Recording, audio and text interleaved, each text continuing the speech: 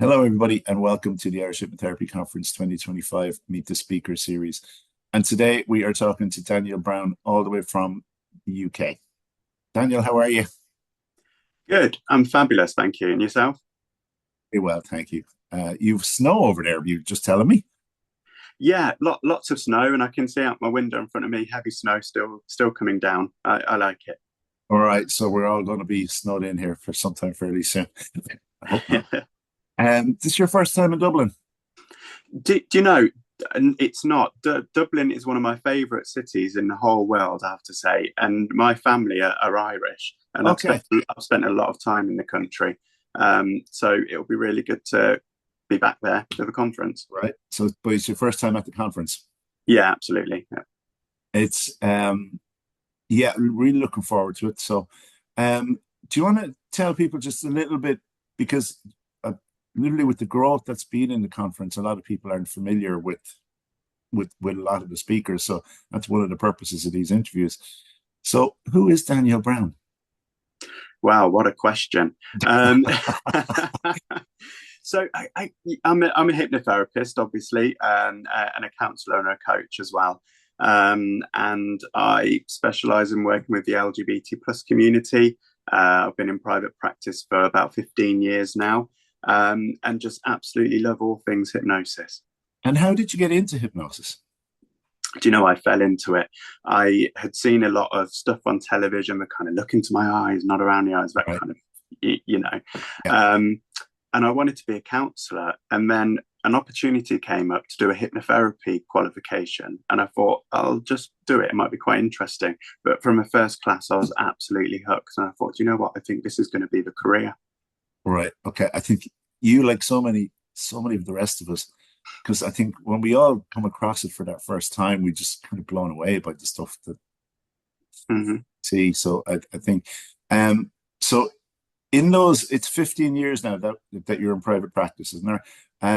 And in those 15 years, you've begun to specialize. So in what was it, 10, 12 years ago that you really started to work with LGBT plus. Mm-hmm. Yeah, that's right. I was very much a generalist. Anyone who wants therapy, I'll work with them. And I just found that over time, I was working with more and more LGBT plus people.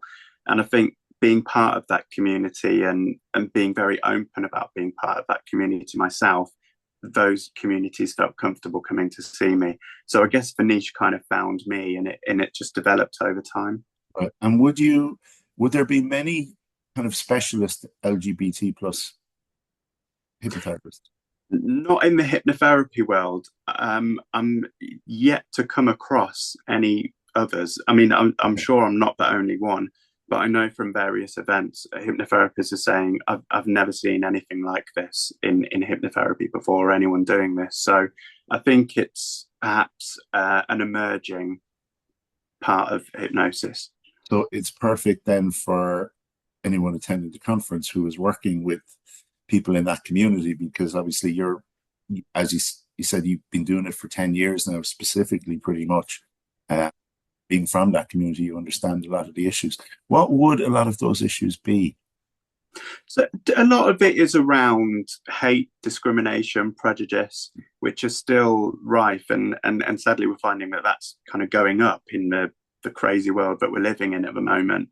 Um, Not being accepted by family, by friends, and a lot of the time actually coming to terms with their own sexuality or their own gender, and figuring things out in their own mind. So there's kind of multiple Multiple aspects of things. it. And would the figuring things out in their own mind, would that be, religious backgrounds or environmental backgrounds, or is it a combination of all of those or other things on top of that? Yeah, a bit of both. I see people from religious backgrounds and they try to reconcile their identity with their faith, which can be Right. difficult at times. But then I see a lot of people who are not religious in any way and just perhaps come from backgrounds that are not the most friendly towards those communities. Understand. And in your talk uh, at the conference in April, you are going to specifically talk about. Yeah, I'm going to be talking about the alphabet soup, the LGBT plus alphabet soup. Looking at the different terminologies, different identities, what all of those letters in the acronym mean, and how you understand and work with all of that. Okay. And say for somebody who hasn't worked with that before, is that a complex? For you, it's probably not actually, because it's funny, when you talk to somebody who's been doing something for a long time, they think it's very easy because it just, they're dealing with it each and every moment of every day. But for someone who's looking at it from the outside and wouldn't have dealt with it before, is there a lot in that?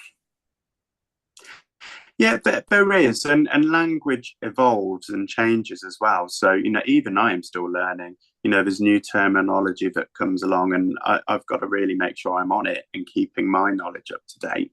But I'm really keen on passing that knowledge on to other hypnotherapists, other hypnotists, but in a very easy and accessible way. To you, would would they be saying to you that there is so few people who deal with it in the world of hypnotherapy that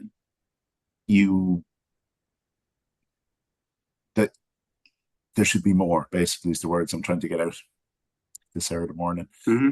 Is that? Yeah, there definitely should be more. And I think it's something that all hypnotherapists should have some level of knowledge about, because I think what we really need is therapists who are not LGBT plus to be working with these communities as well. All right. And I think a lot of the time that comes down to confidence. I come across a lot of hypnotherapists who want to work with these communities, but just don't know where to start. They don't understand the terminology. So that's where this all comes in, all of this education. In that terminology, will you also be addressing some of those issues? Because I can imagine that's the other side of it. If someone's not comfortable, say, working with trauma, for instance, if they're not familiar with the side effects, with the reactions that people can have, with the issues, they'll just keep away from it because they just don't know. So would it be the same here? Yeah, absolutely. Yeah. If people fear something or they don't understand something, they'll tend to stay away from it and stay in their comfort zone.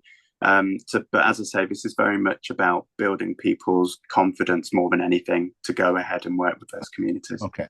And actually, that's great. And that's one of the values of conferences, because I think even like I'm thinking back to the first one, and say Karina McAvoy would have spoken about children and working with children, because there's so few therapists who actually work specifically with children. And a lot of that was, if you like, demystifying and taking away some of the fears that were around it. So, I mean, that is one of those values. And you've spoken all over the world, haven't you? Because I know you've just after talking in London, and we're recording this kind of on the Tuesday after London. So you've just come back from there. You've also spoken Vegas and various other places, haven't you? Yeah, Vegas and other places in America. 3 weeks ago, I was in Colombia. So yeah, I'll go anywhere where people will listen to me.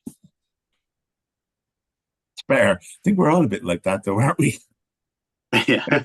And you get to travel the world while you're doing it. Yeah, absolutely. That's just a bit of a bonus, really, seeing different places, meeting different people.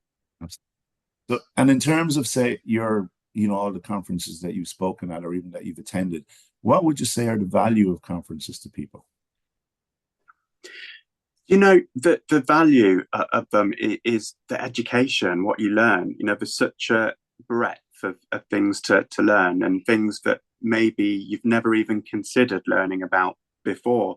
In London, I went to a session about stage hypnosis, something that I've always stayed away from. I've been a bit stage hypnosis gives us a bad name. But I went to that session with an open mind and actually learned quite a lot. And I think that is the real value, the learning process that you go through and learning things that you wouldn't ordinarily. Yeah, actually, it's funny. You weren't in Dublin last year, but Dylan Lovegrove did a stage show after the dinner and before the DJ. And one of the things I've always loved about stage is confidence that it gives you. And his microphone went about 5 different times. People were handing different microphones to him all the time. But yet, whatever he was like beneath the surface, the confidence that you saw from him that demonstrated. And I just absolutely loved that. I thought that's exactly, what it was that stage was trying to demonstrate, because it does give you that. And the same in terms of, say, all the talks that you go to, including yours, when people go to it, it's going to give them the confidence that they need. It'll demystify it a lot. That's basically what'll happen. Yeah, yeah, that's absolutely the point of it. Yeah. Yeah. Demystifying, breaking down some of those barriers, building confidence, as I say. And what is it that you love about working with that community? You do so much of it. For me, it's seeing someone, quite often they present in my therapy room, they're very anxious, very scared, fearful of the world and so on. And then seeing them grow, become more confident in themselves, more able to express who they are. And then by the end of the process of working with me, just being so happy and comfortable in who they are, it's just, yeah, it's amazing to see that every Yes, I time. mean, as you're talking about it, it's just beaming across your face, so you can see it very clearly. It's going to be a really wonderful conference. Really, really wonderful. I'm looking forward to your presentation. And yeah, for anyone who's interested in this topic and anyone who wants to work with it or is just interested in it, please come along, because it is the only talk on the topic over the 2 days. And with so much choice over those 2 days, if you've any interest in it at all, then Daniel's presentation is definitely one to see. And it gives you a chance to come back and spend time in a city that you're very familiar with and that you love. Yeah, absolutely. Always happy to be in Dublin. Daniel, thank you so much. Really look forward to your talk in Dublin. And to everyone else, thank you so much for taking the time to watch. We will see you all in Dublin on the 5th and 6th of April 2025, and all of the details are on www.irishhypnotherapyconference.ie. So wherever you are in the world, have an absolutely amazing day.